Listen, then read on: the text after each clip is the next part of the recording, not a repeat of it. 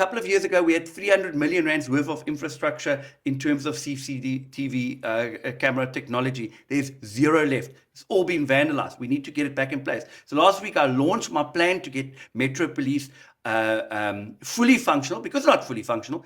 At any given time, you only have 2 or 3 vehicles across. So many acting. Yes, and just 2 or 3 vehicles across Nelson Mandela Bay, they can't. We need a Metro Police vehicle in every ward 24/7, and we can afford it. I also said that we need to secure... In every ward. In so every ward. Are you promising that should this become a DA Hunt Metro, we're going to have a Metro Police in every ward? It's we can afford it. The city can afford it. And you know what? If we don't do it, we are not going to be able to fix the city, because those Metro Police officers that's going to roam in all of the different wards, they are going to know those communities. They're going to know where the hotspots is for vandalism. They're going to start understanding how our scrapyard dealers operate and which of them are unlawful.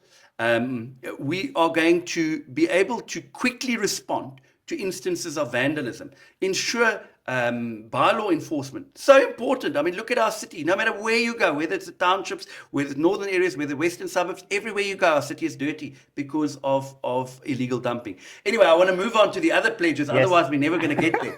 But it's a comprehensive plan. There's a lot to talk about. Our later episodes, we will be able to unpack all of them. Yes. One at a time. But okay, just quickly, I also said water and electricity for all communities, and making sure that we fix our infrastructure is key to that. If we don't maintain existing infrastructure, the whole city is going to collapse.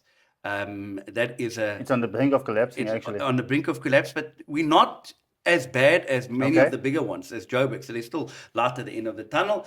I said that we are going to give fair access to jobs, and that is a very, very important commitment to grow our economy, to create more jobs. But here's the thing, you need to fix the administration before you are able to do so. Otherwise, no business is going to invest here. Just one question on, since you're on jobs, what is your take on BEE? So, does that, is the best one capable for the job, or? Well, I think there's a lot to unpack, and maybe that is something that we have to do in a specific program. But I do want to say, I think it was last week where we, as the Democratic Alliance, took a stand, and we challenged the racial quotas that we've got in Nelson Mandela Bay that actually keeps people out of jobs. It is totally unacceptable. Metro Police is a prime example where we've got vacancies but can't be filled because the racial quotas that Nelson Mandela Bay are using, which reflects the provincial demographics, is not in line with the demographics here. And it's unfair. It's discriminating against people.